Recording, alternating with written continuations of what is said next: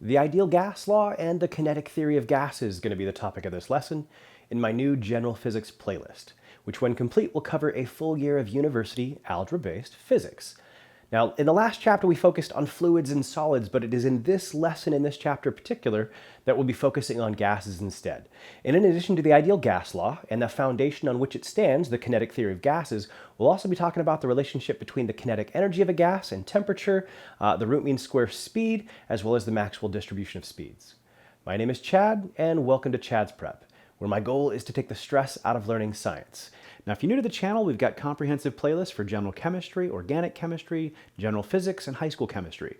And on chadsprep.com, you'll find premium master courses for the same that include study guides and a ton of practice. You'll also find comprehensive prep courses for the DAT, the MCAT, and the OAT. Now, before we dive in, just a quick apology for the delay on the release of this lesson, as I've just been phenomenally sick over the last several days, and truth be told, I'm still just a little bit, but you can hopefully put up with the nasal quality to my voice in the next couple lessons. But gases, key characteristic of gases is that they have no definite shape or volume. They will take the shape and the volume of the container you place them in. So regardless of the size of the container you place them in, a gas will expand and spread out to fill it up, both shape and volume. Now in a liquid, so it'll take the shape of its container, but it's still going to have a definite volume. So we say that a liquid has a definite volume, but no definite shape. And then a solid has both definite volume and definite shape. So that's just a quick comparison and contrast between those three phases of matter. So now let's dive into the kinetic theory of gases. And this is really the theoretical underpinnings from which we derive the ideal gas law. Now, a couple things here on terminology. The ideal gas law might also be called the perfect gas law. An ideal gas might also be called a perfect gas. So, and then kinetic theory of gases might also be called kinetic molecular theory. So it all depends on which textbook and maybe your professor as well. So, but four big postulates for the kinetic theory of gases. And the first, I've kind of got them written in brief here, but on the study guide, they're in more complete form here. But the first one says, a gas is comprised of a large number of atoms or molecules moving randomly. So, huge number of atoms or molecules. And one thing to note, so oftentimes we'll just summarize the combination of these two as particles. Now, I'm tempted to just say a large number of molecules. Problem, though, is that the noble gases aren't molecules. They exist as monatomic gases, we say, just individual atoms of those noble gases. And so if we say all gases are comprised of molecules, it is not true. And so that's you either got to say atoms and molecules, or you got to just say particles. So we could say a gas is comprised of a large number of particles moving randomly. Sounds just as good. In fact, you'll see I use particles in some of the other postulates. So the second postulate, gas particles are point-like, having negligible volume. So here I did use particles. So and the idea is this, is that most of a gas, under most conditions, is made up of empty space. The molecules are spread out pretty far apart, and that way the volume of the actual molecules is relatively small compared to the space in between the molecules and the overall volume that the gas occupies. And so, truth be told, the molecules themselves don't actually have zero volume, and the truth is as you scrunch them closer and closer together, i.e. higher pressures, so that becomes less and less true. So, but our approximation for an ideal gas here is going to be that the molecules themselves have negligible volume. We're going to ignore it. Third postulate here. So gas molecules do not exert long-range forces on one another. In a chemistry context, we talk about intermolecular forces, and we say that, we're just going to say that the intermolecular forces are weak enough that we're just going to ignore them, essentially. That's what postulate number 3 says.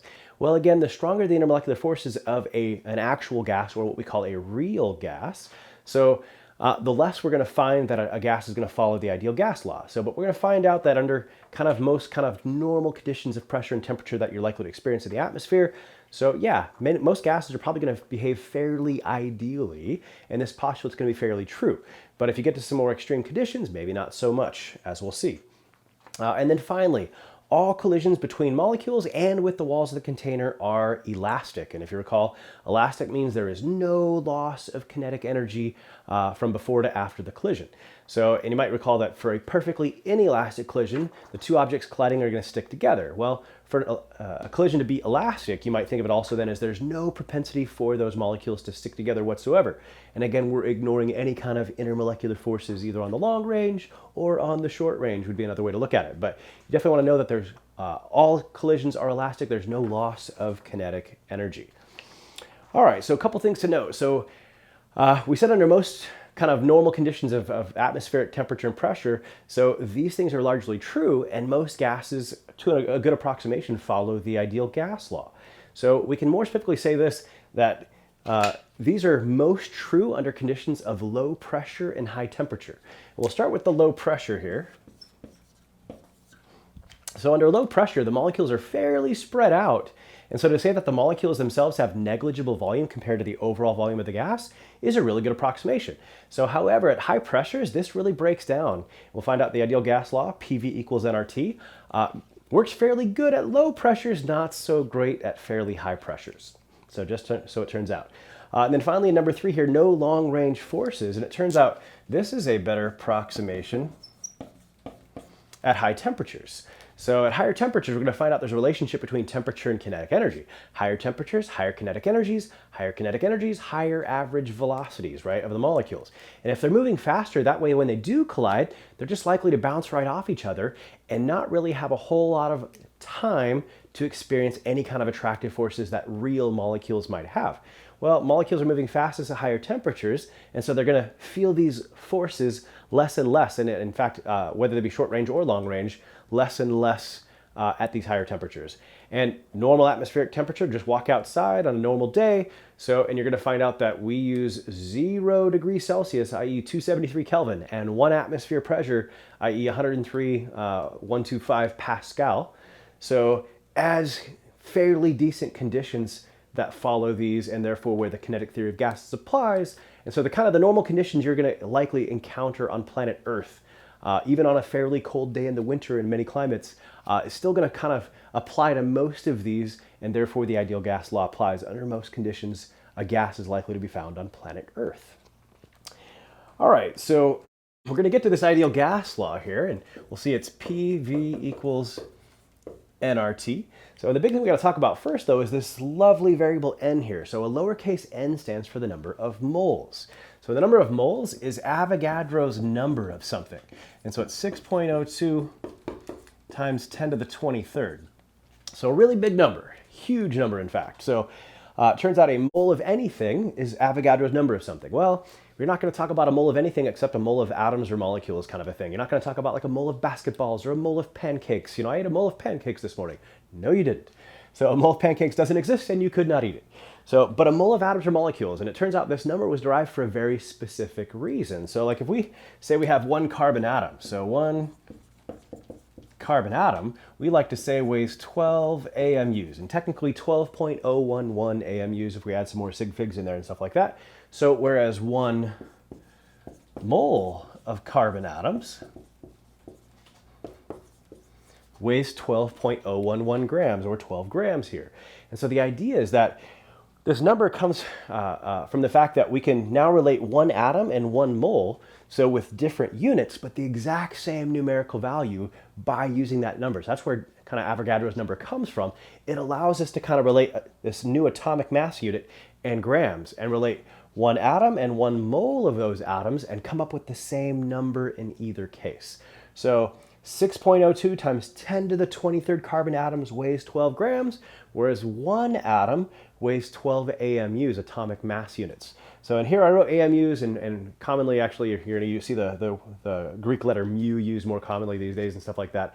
You'll probably still find me out of habit writing AMUs, but commonly you're going to see, so atomic mass units kind of symbolize that way instead. So now a couple other quick things here. So if you take the overall number of particles that you have and divide it by Avogadro's number, that will get you the moles. So you make an equation out of it. We can say that n equals n, the overall number of particles, divided by Avogadro's number. So that's one relation we're going to come up with. So fairly straightforward. If I said I had 24 atoms and I said how many dozen is that? Well, you'd divide by 12, because that's what a dozen means, is 12, the number. Same thing here. If instead I said I have 24 of something, how many moles do I have? Well, you have a very small number of moles, but you'd take, instead of dividing by 12, which is what a dozen means, you'd divide by Avogadro's number, which is what a mole means in that case. And so you just take the total number of particles divided by Avogadro's number, gets you the number of moles.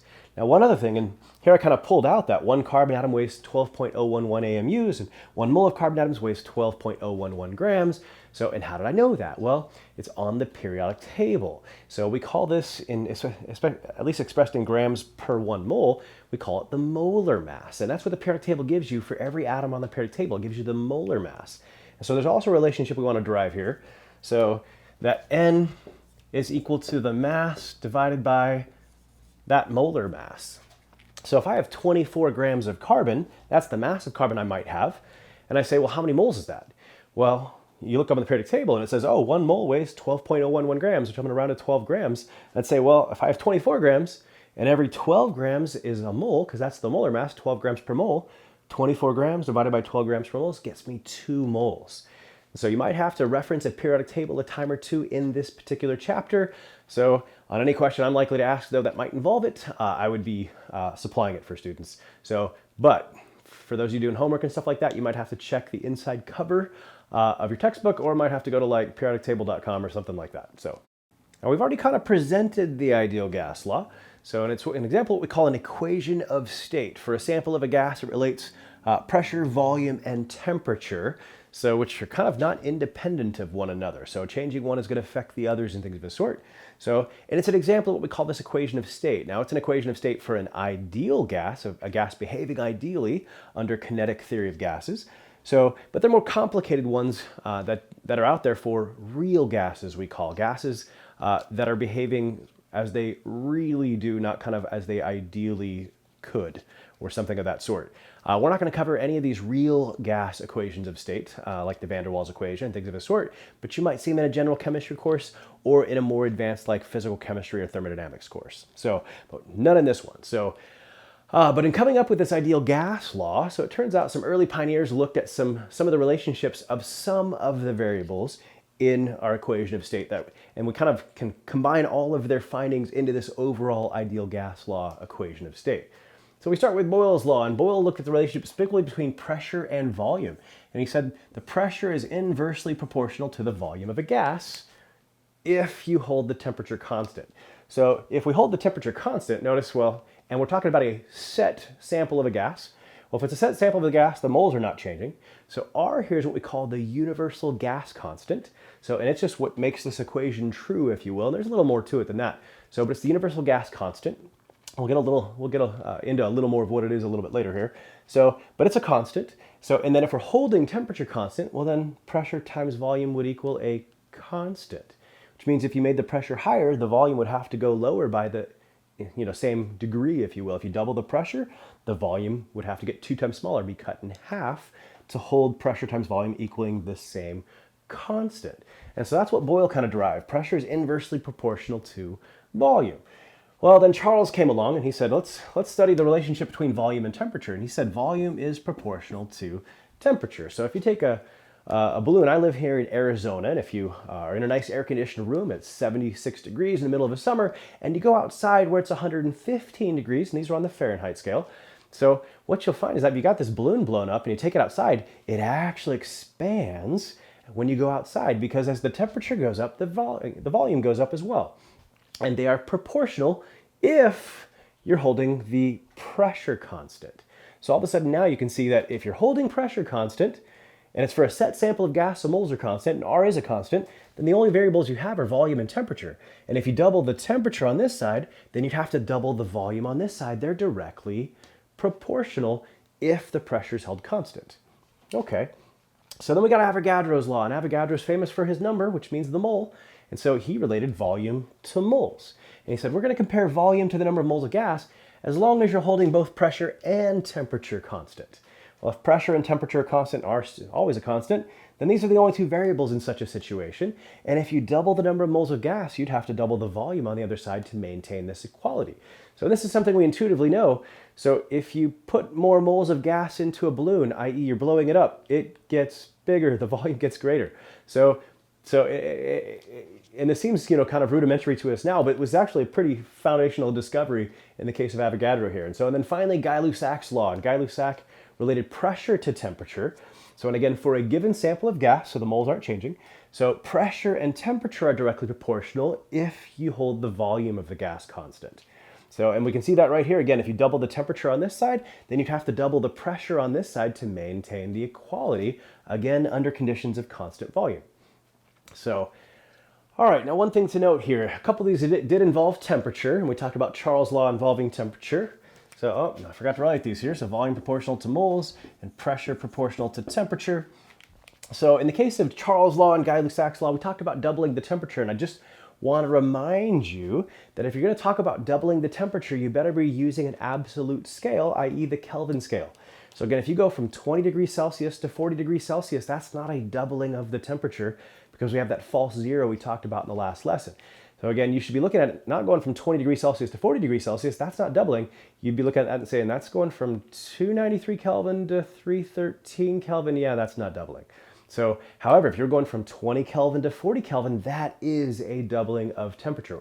Or from 100 Kelvin to 200 Kelvin, that's a doubling of temperature. So just be careful. So, real common to throw in this kind of a section here, an example where it looks like a simple relation where the temperature is doubling on the Celsius scale, but again, you can't look at it on the Celsius scale. Things have to be looked at in Kelvin in this context.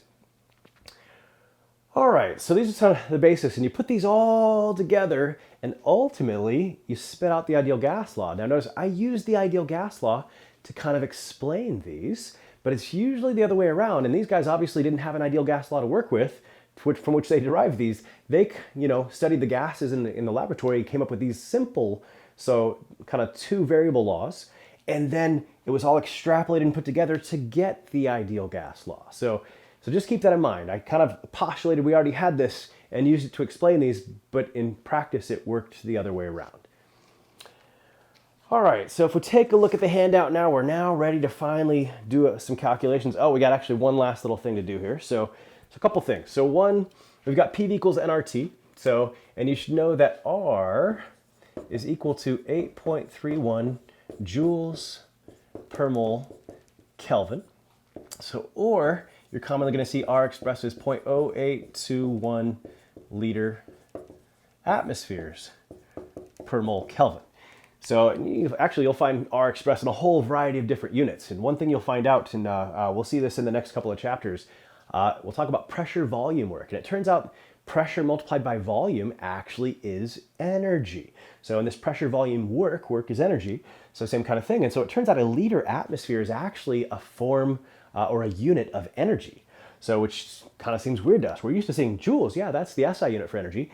Well, a liter atmosphere is also a unit of energy, or a way of expressing energy, if you will. But it's not the SI unit by any stretch of the imagination. But that's the difference between these two. Because notice the mole Kelvin, the per mole Kelvin on the bottom is the same. But joules versus liter atmospheres, that's what's different. And it turns out that 0.0821 liter atmospheres equals 8.31 joules as well. So, and that's kind of the connection between these two different expressions of R here. So, but big thing to note here. So if you're going to use all SI units in this kind of equation, well, then we're going to use the SI unit for R, the joule per mole Kelvin. So if you're going to put the pressure in Pascal and the volume in meters cubed and the temperature in Kelvin, so then by all means, you're going to be using joules per mole Kelvin and using this value of R. So in chemistry, it's much more common though to express pressure in atmospheres, volume in liters. Still got to put the temperature in Kelvin though. You can't use Celsius. So, and in such cases, then we'd be using this value of R to do calculations as well. Well, in your physics course, you might be asked to do either one. Although I will say you're probably a little more likely to see it this way. So the big thing, again, you can't use your volume in liters in that case. You'd have to use your volume in meters cubed, and you couldn't just use the pressure in atmospheres. You'd have to convert it to Pascal instead. So just keep that in mind. All right, one other thing here. So if we look at this, this is on a kind of a molar scale for the ideal gas law. You can also look at it for an individual gas particle scale as well. And we're going to get PV equals N kBT instead. So in this case, this is the Boltzmann constant. And so let's get the Boltzmann constant on there.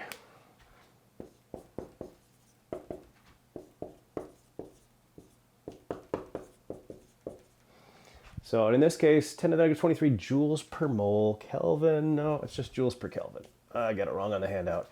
I will have to get that corrected. All right, so in this case, let's be consistent here. I used a capital B down below. Let's use capital B there. All right, Boltzmann constant here shows up in a couple of different contexts here. So, but what you'll find out is there's a relationship between the Boltzmann constant and this universal gas constant. So, and it turns out the Boltzmann constant is kind of like the gas constant per gas particle, whereas the universal gas constant is kind of the gas constant per mole of gas particles. So, and if you look at the relationship here between, say, 1.38 times 10 to the negative 23 and 8.31, you'll find out that if you take 1.38 times 10 to the negative 23 and multiply it by Avogadro's number, 6.02 times 10 to the 23rd, you get this version right here. So, and that's why here, capital N here, again, refers to the total number of gas particles. So, and we can do this with the total number of gas particles using Boltzmann's constant for the ideal gas law, or you can do it with the number of moles using the universal gas constant. So, but there is that relationship between Boltzmann's constant and that universal gas constant expressed in SI units there. Now we're ready to do some calculations. And so you might be just doing some simple plug-in and chug-in here with the ideal gas law, and that's what we'll do in this first example. All right, first question says, what is the volume of 78.90 grams of argon? Molar mass of argon given is 39.95 grams per mole at a pressure of 202,650 Pascal and a temperature of 273 Kelvin. And I put the gas constant in parentheses. So again, most likely you're going to have a table of constants, or perhaps you might have to memorize it in certain classes. So again, I have the habit of just providing it for students, typically not the most common thing they have to memorize. So in this case, though, if we're going to plug this into PV equals nRT to find the volume, then we need the pressure, we need the number of moles, we need the temperature, and we have that universal gas constant provided, but we need the number of moles of gas here. Well, the grams of the gas was provided and the molar mass was provided. If you recall, so earlier we said that the mass over the molar mass, well, in chemistry you would have kind of lined it up more like a dimensional analysis conversion. You would have put grams of argon down here, moles of argon right here, and that molar mass is the number of grams in 1 mole, and here it was given as 39.95. And so now we have converted grams to moles so that we've got N in our calculation. So in this case, it comes out very conveniently. I made this work out to 2.0 moles of argon. All right. From here, we've also got the pressure already provided in pascals, so we're ready to go as long as we're using this R expressed in SI units. So the temperature is already expressed in Kelvin, so no conversion required there, and we're ready to do some plugging and chugging here. If we rearrange that ideal gas law, we'll find that V equals N RT over P, which in this case was that 2.0 moles, and notice it doesn't matter which gas we're talking about, it's any gas. We're going to treat them all equally from this context. So 2.0 moles times 8.31 joules per mole Kelvin. So, and then times that 273 Kelvin all over the pressure, and the pressure was given as, again, 202,650 pascals. You might look at this and be like, well, how are the units going to work out here, Chad? Well, again, as long as you're using all SI units, lo and behold, just know they'll work. So if you want to actually work it out, though, you'd have a little bit of work ahead of you. So we can see the moles are going to cancel here. We're going to see the kelvins are going to cancel here. So you'd have to go back and remind yourself of what a Pascal is or what a joule is to see that all the units are going to work out here. So you're like, if this is going to come out in joules per Pascal, yeah, it turns out that's also equal to a meter cubed, lo and behold. All right, so we'll let our calculator do the heavy lifting for us here. So we've got 2 times 8.31 times 273 divided by 202,650. We're going to get 0.022, and let's see, how many sig figs do I want based on what the question gave? Looks like 3 sig figs. So 0.0224, we'll round up to 0.0224. And again, the SI unit is the meter cubed. Now, if you're insistent on figuring out, okay, where did that come from, Chad? You just got to show me. All right, so if you recall that a joule is a form of energy, like work, force times displacement, which would be the Newton meter. Start there. Pascal, pressure, that's force over area, so that might be like the Newton per meter squared. So you look at this, you say, oh, look at that. The newtons cancel, and when you divide by 1 over meter squared, it's the same thing as multiply meter squared, and you get meters cubed. Voila, there you go. All right, so I say let's take a look at the second question here, but the second question is really just a repeat of the first question. Second question says, what is the volume of 78.90 grams of argon gas? Molar mass is still 39.95 grams per mole at a pressure of 2.0 atmospheres and a temperature of 273 Kelvin. And again, now a different value of R is given, this one right here. So because the pressure was given in atmospheres, so we could do one of two things. We could convert atmospheres to pascals and still plug it right back into the same exact equation using the same exact value of R, and life is good. We'd still solve for a volume in meters cubed. However, our other alternative though, since the pressure is already in atmospheres, what we could do is use this value of R, plug in the pressure in atmospheres, and it's going to spit out a volume for us in liters instead. All right, so in this case, once again, we've got V equals nRT over P. So still going to have 2.0 moles. That hasn't changed. R is now going to be 0.0, let's get it, lost that 0, 0.0821 liter atmospheres per mole Kelvin. Temperature is still 273 Kelvin. And now all over, and it turns out given as 2.0 atmospheres. Notice 202,650 Pascal is 2 atmospheres. 1 atmosphere is 101,325 pascals, so that's exactly 2 atmospheres. This is exactly the same question, just asked with different units. And so hopefully when we plug this into our calculator, we get the same answer, or else we either did it wrong now or we did it wrong the first time. All right, so 2 times 0.0821 times 273, and then divided by 2 is going to get us 22.4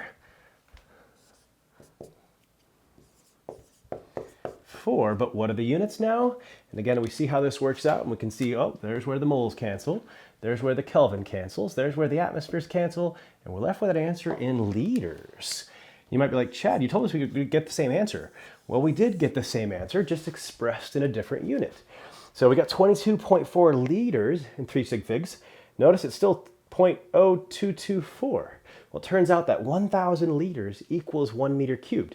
So if you want to convert this to meters cubed, you'd have to divide by 1,000, which would get you 0.0224 meters cubed. So same answer, just expressed in different units. Cool. That is the ideal gas law. That's an example of the kind of calculation you might be doing. It's fairly straightforward, plug and chug. You've really got 4 potential variables in this equation and 1 constant. So if I want you to solve for a variable, I've got to give you the other 3. All right, so it turns out I'm dying here a little bit, so I had to get a cough drop here. So my apologies for slurred speech here from the rest of this lesson out. But it turns out we're going to come up with a molecular model for the pressure of a gas from the kinetic theory of gases and kind of envisioning collision with the wall of the container of a gas. We're going to envision a cube, so in a gas colliding with the walls, and since it's elastic, it has to leave with exactly the same velocity, so there's no loss of kinetic energy. So we can then kind of use the impulse momentum theorem and kind of take a look at like F delta T equals the change in momentum. So, and then we can know that, pressure is equal to force per unit area. So you could say that force is equal to pressure times area and substitute in there. And ultimately, eventually come up with an expression for pressure, which is this one right here. So, and I don't find the derivation super useful to students at your level most of the time. Most of you are not going to be on the hook for it, but the result is kind of significant here. And this is that final result here, although we're going to take it a step further so we can see a relationship between kinetic energy and temperature. So, but this is that relation. This is the pressure of a gas. 1/3 number of moles times the molar mass times the root mean square speed squared all over the volume. Now, first thing we're going to do is we're going to take that 1/3 and replace it. And we're going to replace it with the combination of 2/3 times 1/2. So notice 2/3 times 1/2 is still 1/3. I haven't changed the equation, I've just made it look a little bit different. And the reason I'm doing that is for good reason. So here we got the 1/2 times the molar mass times V squared, and that should look a little familiar, 1/2 mv squared. That's kinetic energy, and indeed it is. And so that's why I kind of wanted to express the 1/3 as 2/3 times 1/2, because we're going to kind of derive an expression for kinetic energy ultimately in the end here. All right, so from here we're going to have pressure equals now 2/3 times N over V times, and now the 1/2 and the mv squared. So now we've got an expression where this last term is kinetic energy. All right, let's rearrange this one more time here. So I'm going to move volume to the other side. We're going to have pressure times volume equals 2/3 times N times this 1/2 mv squared. All right, now we'll take the ideal gas law. We learned that PV is actually equal to nRT, and we'll substitute nRT right in for PV here.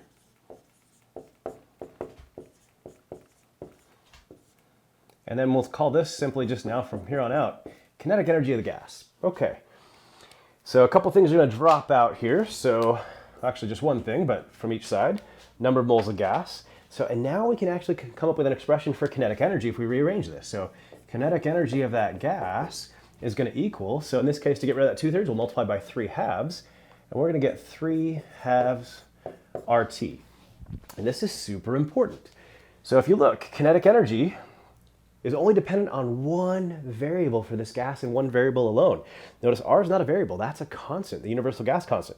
It's only dependent upon temperature. So this is kind of revolutionary. Kinetic energy is directly proportional to temperature. If you double the temperature, you've doubled the kinetic energy of that gas. And it turns out that this is not universal here. It turns out this is an expression for the kinetic energy and internal energy, it turns out, of a monatomic gas. For a monatomic gas, the only way it stores energy is as translational kinetic energy. Now, as you get more complex gases, diatomics and polyatomics, it turns out they can store it as vibrational energy and rotational energy and stuff like that. For a monatomic gas, the only kinetic energy and internal energy it has is that translational kinetic energy. And so this is not only an expression for kinetic energy, it's also an expression for what we call internal energy U of a gas as well, at least for a monatomic gas. The big thing here again is that kinetic energy is directly proportional to temperature. And so now we see that kind of temperature is a measure of kinetic energy. You double the temperature, you've doubled the kinetic energy of that gas, so on and so forth. So we can also look at this in one other context here. So if we go back and take a step back here with this kinetic energy equaling 3/2 RT, so let's make a little room.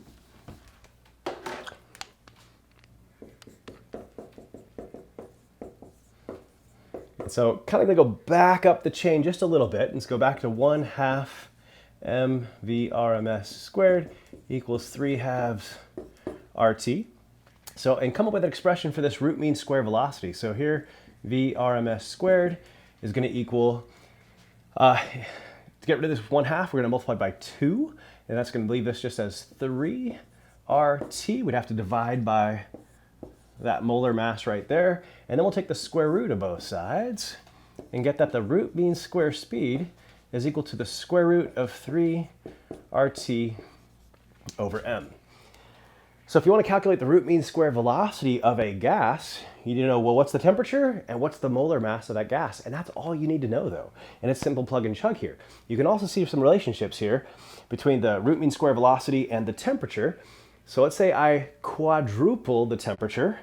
Well, the root mean square velocity is not going to quadruple. It's only going to go up by the square root of T. So if the temperature quadruples, let's say you went from 100 Kelvin to 400 Kelvin, so the VRMS wouldn't quadruple. There's proportionality here, but not with T, but with the square root of T. And so if T quadruples, the root mean square velocity is only going to double. So it turns out there's an inverse proportionality to the square root of the molar mass. And so in this case, if the molar mass goes up, that means VRMS now is going to go down. And so if the molar mass goes up by a factor of 4, so then the root mean square velocity would go down by a factor of the square root of 4 by just 2. So that's kind of the relationship there.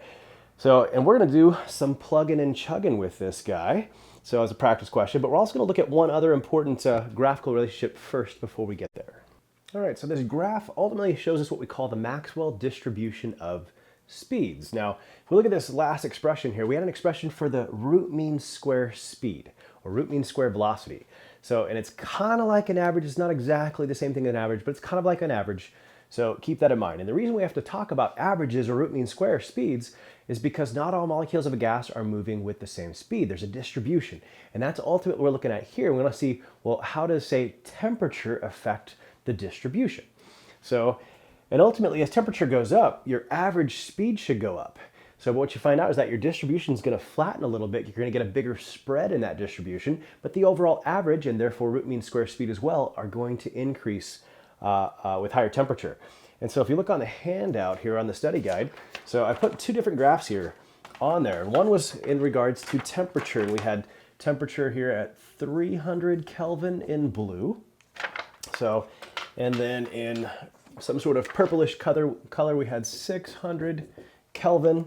So, and then the highest temperature there was 1200 Kelvin. So I actually made these graphs from actual data here. So looks something to this effect. It looks a little better on the study guide, truth be told, than my hand drawing here. So, but what you find out is that as you go to higher temperatures, the overall speed is going to shift to the right. It's going to increase, but your distribution here is going to get broader as well.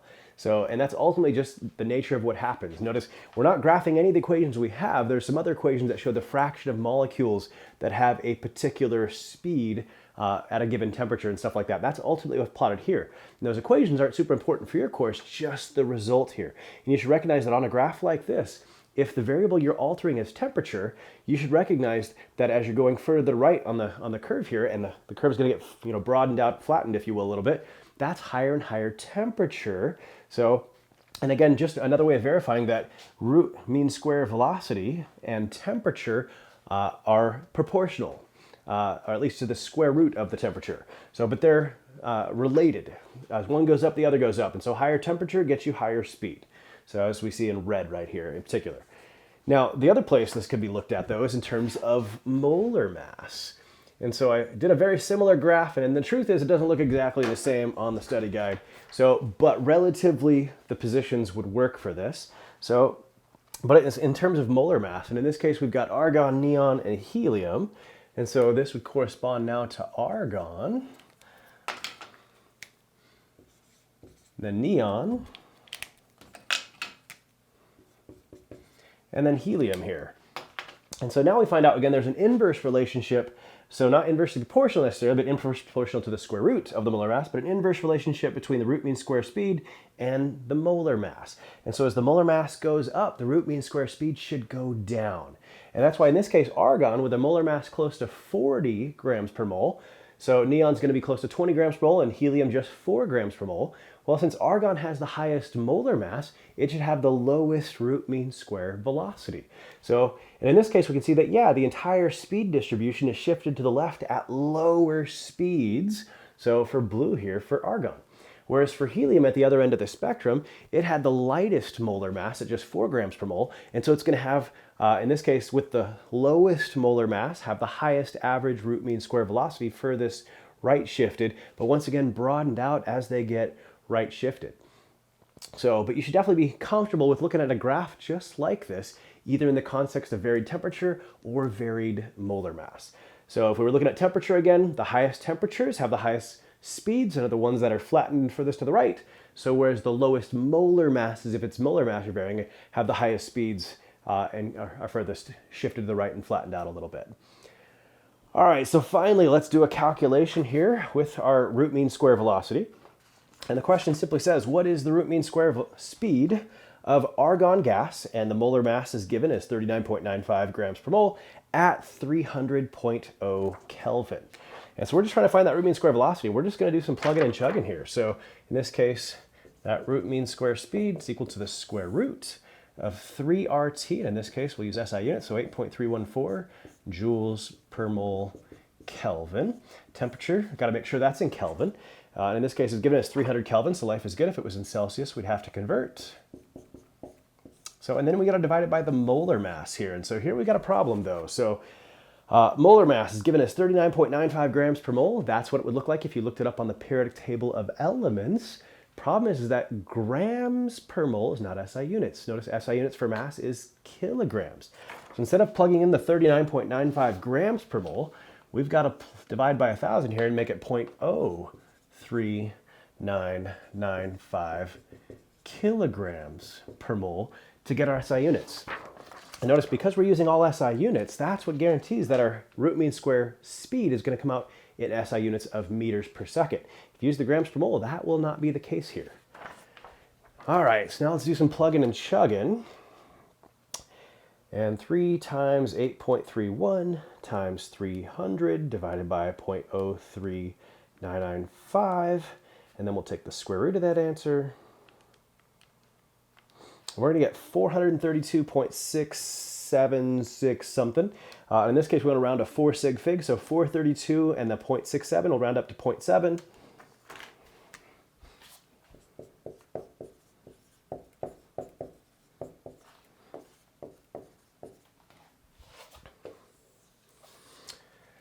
And so it's, this is our root mean square velocity. And again, it's kind of like an average. It's actually close to the actual average, but it's not the same thing as an average. So there's a reason we use it, but think of it kind of like an average. And so if you look at the sample of, in this case, argon gas at 300 Kelvin, so kind of close to the average velocity would be 433 meters per second here.